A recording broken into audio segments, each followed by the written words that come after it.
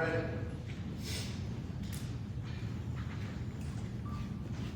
All right, thank you, sir. All right, everybody get up for Pastor Rick. So I just want to start by saying that I haven't preached a sermon in several years, and so and I just found out Thursday that I'm preaching today. So I've had a couple days to run this over my head, so I want to apologize up front for rambling. I'm sure I'll ramble. I'm sure I'm going to talk with my hands a lot, so you guys just forgive me. But if you haven't met me, I'm Wes Sharp. I'm a new music director, and I love that song. I love to tell the story, and I'm going to tell my story today, if that's okay, and just tell a little bit about how I got to where I am and how we got here. And of course, you guys welcome my daughter Bailey. She's here today too. And I am a professional fighter. If you didn't know that, I fought MMA for about 10 years. And if you see me without my glasses on today, I've got a few marks on my face because I fought yesterday in Tulsa, Oklahoma. And so I just want to tell a little bit about how I came to that. How I went from being I was a chubby insurance salesman, and I went from being a chubby insurance salesman to being a chubby preacher, actually being a professional fighter in a pretty short amount of time. And if I can title today's message anything at all, I'm going to lay some deep truth on you today, okay? So you might even want to I see they're taking notes, right? So you might want to take notes today, because what I tell you, it's something that's going to be completely life-altering, right? Life isn't fair. You do this before, right? So life isn't fair, is it? Life isn't fair, and if I could sum my life up in a sentence, it would be that. Life's not fair. And I was selling insurance and really just not loving my life, but I was pretty good at selling insurance, and I opened my own agency.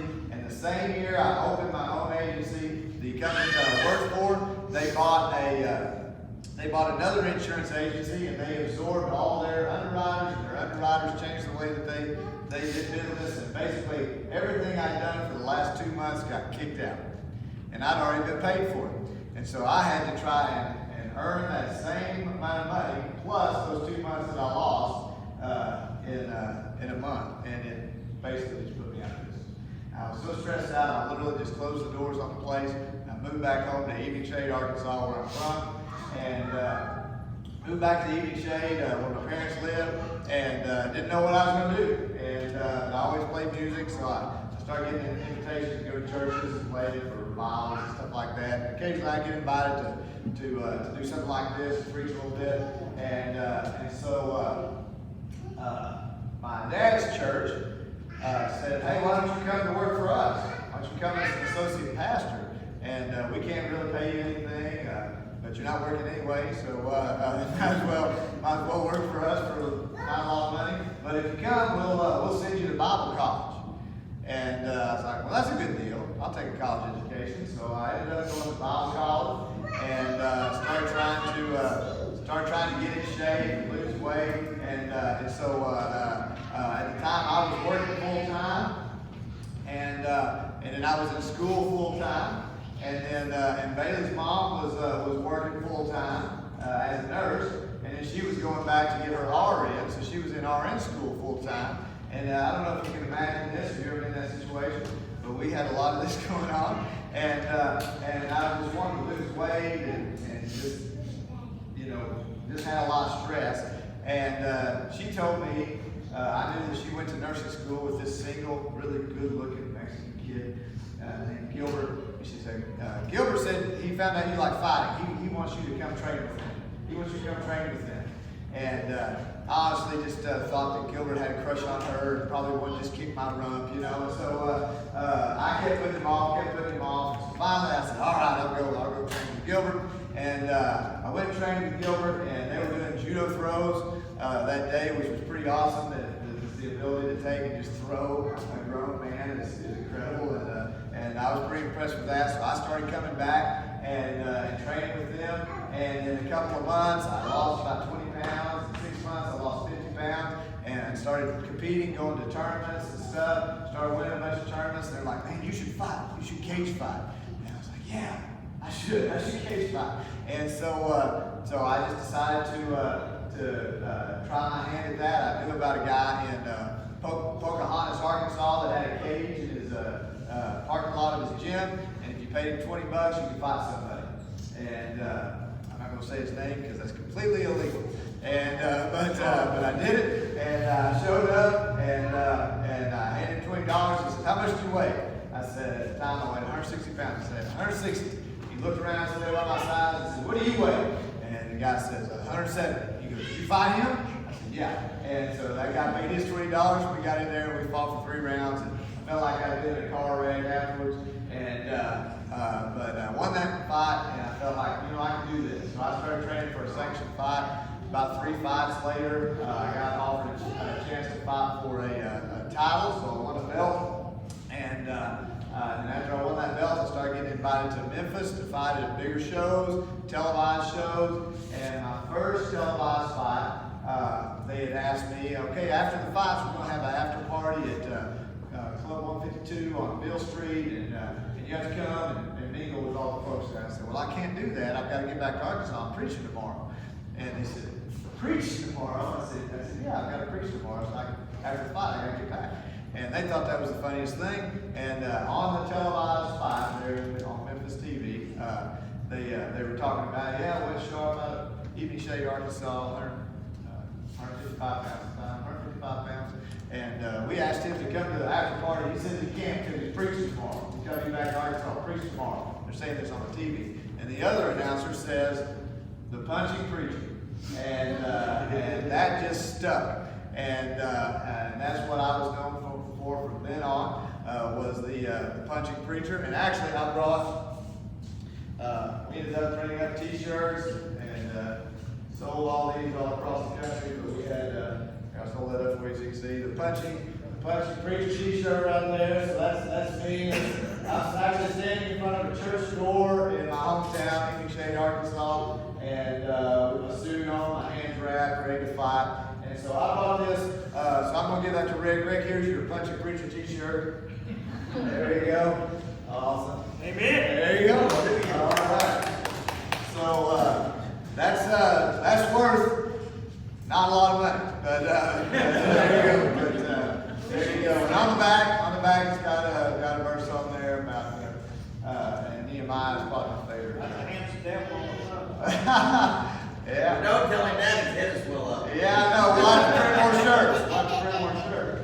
So anyway, but I started fighting, and that just really with the punching preacher thing, that just kind of took off. And actually, the name punching preacher, that became bigger than me as a fighter. I didn't have a stellar career or anything. I didn't fight for the UFC. I fought for a lot of the minor leagues that pull from them, though. I fought for Legacy, RFA, B3. World Series of Fighting, and 2 of my training partners are currently in the UFC, though. So I just kind of came up with that, had a really great career of that, and just had if you follow fighting, I fought for the referee Herb Dean a couple times, ref my fights, and literally saved my life because one guy nearly killed me in the first round, and just had a really great career of it. And got to travel around, do some amazing things, meet some amazing people, and had no intention. I really was just wanting to lose weight, and ended up turning into a career of that. And then now I've since retired from professional cage fighting and just do boxing and grappling matches now. And then I have my kickboxing gym here in town. But what I found was, even from everything changing with my insurance agency, that life's not fair, right? Some of my biggest fights I ever had, I won, but the judges gave it to the other guy, right? Because life's not fair. Have you found this to be true? Life just isn't fair. And I found that whenever I was a kid, I have a brother that's 4 years younger than me, Adam. And then I have a brother 4 years younger than him, Caleb. And then my sister's 4 years younger than him, Haley. And so there's 12 years between us. And when my brother Caleb was a year old, we found out that he had a very, very low white blood count, and he really struggled to develop his immune system. And he got really, really sick right after his first birthday. Actually, he was really sick on his first birthday. And a month from his first birthday, he died of pneumonia. He just could not build up the white blood count. He just couldn't fight it off. And so I was 9 years old, and my 1-year-old brother died. And as you can imagine, that was just devastating to my parents. And it literally changed the dynamic, I think, of our whole household. And to this day, it's extremely difficult for them. But I found out at 9 years old, life's not fair. Amen. You know, you can love your kids, you can do everything. You know, my parents, they just poured love on us, and we still lost that baby. You know, and because life's not fair. Work's not fair. You know, you may sell out to a job and just work for years and do the best job possible, and instead of the promotion that you've earned, the owner will give it to their spoiled brat kid that they built the business for in the first place, right? And that's not fair, but it happens, right? Or you'll do a great job and somebody will lie about you and you'll end up losing your job over a lie, right? Because life's not fair. Or somebody in another country will change a law about importing and exporting, and now we can't produce as much as what we used to produce, and whole companies will shut down, and sometimes whole towns will fade away. Right. Because life's not fair. Right? And so life's not fair, work's not fair, love's not fair.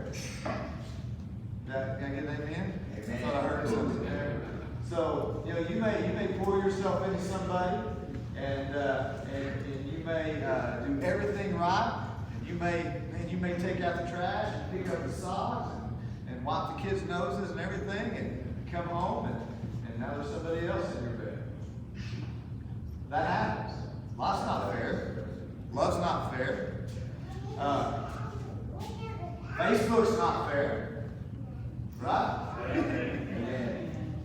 So you may do everything right. Somebody's real brave behind a keyboard, right? And say anything they want to say.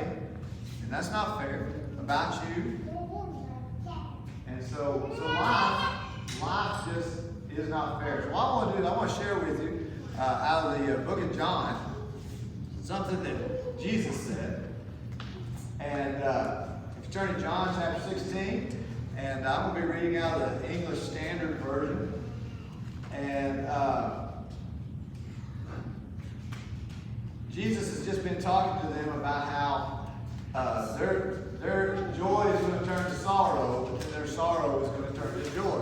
And what he's talking about is he's about to leave. He knows he's about to die. And so that's what he means. They're about to have sorrow. But he says in fact, Jesus says the whole world will have joy over it, though, because what he's going to do for everybody, right? He's going to die for everybody. And so he's telling them this, and then he comes over here to verse 25, and he says to them, he says, "I've said these things to you in figures of speech. The hour is coming when I will no longer speak to you in figures of speech, but will tell you plainly about the Father. In that day you will ask in my name, and I do not say to you that I will ask the Father on your behalf, for the Father himself loves you because you have loved me, and have believed that I came from God. I came from the Father and have come into the world, and now I'm leaving the world and I'm going to the Father." Amen. His disciples said, now you are speaking plainly and not using figurative speech. Now we know that you know all things and do not need anyone to question you. This is why we believe that you came from God. I love what Jesus says right here. Jesus answered him, he says, "Do you now believe?" Like now? By the time this had happened, they had already seen him turn water into wine. They had already seen him raise Lazarus from the dead. They'd seen a friend of theirs die, and Jesus brought him back to life. Amen. They'd already seen him heal kids. They'd already seen him feed 5,000 people with 2 loaves, 3 fishes. And he says, oh, now you believe? Now that I'm speaking plainly to you, now you believe, right? So do you believe now? He says, behold, the hour is coming. Indeed, it has come. Because he knows he's about to get betrayed. He says, when we will be scattered, or when you will be scattered. And they were scattered, by the way. After Jesus died, you know, they all ended up going to different areas, and they were all killed but one. All the disciples were murdered but one. And he ended up dying alone on an island. This one, actually. He says, behold, the hour is coming, indeed it has come, when you will be scattered, each to his own home, and will leave me alone. Yet I'm not alone, for the Father is with me. And he says, I've said these things to you, that in me you may have peace. He says, in the world you will have tribulation, or another word for that is trouble. So Jesus is telling them, I know you followed me. I know you've followed me everywhere, and you've done everything I've done, and I know you love me, I know you believe me, but you're going to have trouble. Just because you followed me doesn't mean you won't have trouble. You're going to have trouble. He said, I've said these things to you so that you can have peace, because in the world, you'll have, you know what Jesus is saying? In the world, life isn't fair. He's saying, just because you followed me, it doesn't mean you're going to have everything you ever asked for. Amen. Just because you followed me doesn't mean you're not going to have trouble. Wow. In fact, these men, they all, but the one riding him died. They were all, well, he died too, they were all murdered for their faith. And he's saying, you're going to have trouble. He says, but listen, look here, right here. But take heart. I have overcome the world. Yes. So yeah, you're going to have trouble. You're going to have problems. But he has overcome all of it. Amen. He knows all of it. He will use all of it. That's right. To his glory. Right? So, when I was a kid, and my brother passed away, I was 9 years old, and that was just extremely difficult on my parents, as you can imagine, and we started a big rift with them, as you can imagine, and we were already going to church when this happened, and so my parents had a chance to send me to a church camp. And so here I was, 9 years old. I go to this church camp over in Bowden, Arkansas. And they had a pool. Now, I did not grow up swimming in the pool. I grew up swimming out in creeks, rivers, ponds, whatever water was we could swim in. And so this church camp had a pool. And for whatever reason, they would let you go swimming after the church service in the evening. And so by the second night, I figured out that this is what we do every time. We go swimming after church. So I was sitting there just waiting on church to end so I could go swimming in that pool. And I remember sitting back in the very back on the edge, just sitting there, just shaking my foot, thinking, wrap this up, preacher, right? Because I'm ready to go swimming. But apparently my body language looked anxious. And I was anxious. I wanted to go swimming. And they did the invitation, and this older boy comes up to me, and he grabs me by the arm, and he says, were you wanting to go forward and get saved? And I said, no, man, no, I'm good. And of course, I was still, my leg was shaking, I was just excited. And he says, I think you do. I think you want to go forward. I said, no, I'm all right. But he just kept, he was very, very persistent, evangelistic, and he asked me again, and finally I thought, all right, I'll go. And so just because it was getting awkward, I got up, I went with him down to the front, and I didn't remember who the preacher was or anything, but I remember he told me, he said, what's your name? I said, Wesley. He said, this is Wesley. Wesley wants to give his life to the Lord. He said, is that true, son? I was kind of on the spot. I said, yeah. I'm going to give my life to the Lord. And so, of course, they prayed with me, told me to just repeat everything he said. I prayed the prayer and everything, and they celebrated with all the other kids that came forward that night. And I thought it was good. I went swimming that night, didn't think about it again.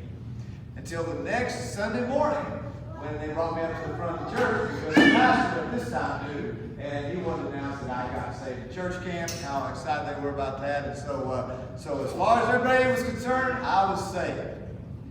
But you know what? I wasn't saved. I had no intention of following the Lord or anything. I just wanted to go swimming. And but later in that year, I'd seen how my parents had been struggling with the death of my brother, and I was kind of struggling with that too. And we had a revival later in that year, and at the revival, I remember just hearing sermon after sermon, night after night, and it just really bothered me because I knew none of that was real, and I just wanted it to be real. I wanted to mean it for me. And so I went forward during this church service on a Wednesday night of the Bible and said I wanted to get right with the Lord. And because I was already saved, they called it a rededication. But I remember saying, I just want to serve the Lord. I just want to serve the Lord. You know, I just want to be right with God. And I'm convinced that was the moment when I was truly saved. But I had to make that decision for me. I couldn't be drugged down an aisle by some kid that was excited, you know, and he had the right intentions, I'm sure. But it didn't matter if my parents sprinkled me when I was a kid. It didn't matter if they baptized me, you know, when I was a kid. I got baptized and they thought I was saved, right? What mattered is I had to make the decision on my own to follow the Lord, right? And that's a decision we all have to make. You have to make that decision on your own to follow Him. And just because you follow Him doesn't mean life's going to be fair. You know, work's still not going to be fair. Love's still not going to be fair. Kids are going to get sick. Kids are getting sick now, right? Hey, people are going to be mistreated just like they're being mistreated because of the color of their skin, for real. That happens. Life isn't fair. Am I saying that should happen? Absolutely not. But life isn't fair. But take heart. He has overcome the world. Amen. And so I just want to share that with you today. And before I finish up, I just want to say how happy I am and proud I am to be here serving under Pastor Rick. Amen. And I've been praying for a couple of years about serving the Lord. I've been out of ministry for several years. You know, I was fighting and traveling around and doing all that. And I was just praying about that. And I had somebody give me a guitar here a couple of years ago, and I started remembering how to play guitar and started praying about maybe there's a place for me. And I remember because I lived right over here, and we'd drive by, and my dad said, "Man, I want to know about that biker church. What's the story with that biker church?" I don't know, Dad. I haven't been. And I just decided here just a couple months ago, maybe, not even 2 months ago, just to come and check it out. I'm glad I did. I love it. And I'm proud to serve under you. And I'm proud to serve you guys and be here. And I hope that tells you a little bit about me and where I'm from. And don't be a stranger to me. Feel free to talk to me. I know sometimes I'm quiet, but once you get me going, I'm not. But I just want to tell you guys that I love you guys. I'm excited to see how the church is continuing to grow, and people are hearing about us. And I had a lot of people even through the week say, "Tell me about the biker church. Tell me about the biker church." People are starting to know, and they're going to come. If you don't have a bike, you can still come. right? Amen. And all are welcome. Literally everybody is welcome. And before we go, I just want to do this real quick. If you love Pastor Rick, I want to see your hand here. Look, all right, look around here. All these people. Listen, if you're glad to be here, let me see your hand. Good deal. And the next thing I want to do, and I didn't ask him about this, so I hope this doesn't make you mad, but I just want to pray for you, Rick, because he's had a rough week, and he needed a Sunday to rest, and I'm glad you're able to get that. But I'll tell you what I'd like to do. I'd like to come and pray over you, and anybody that would love to come up and also put hands on me or the person next to you and pray for Brother Rick, if we can do that real quick, and then we'll be finished up today. Amen? Amen. So come with me, and we'll go ahead and we'll pray for Brother Rick. Awesome. Awesome.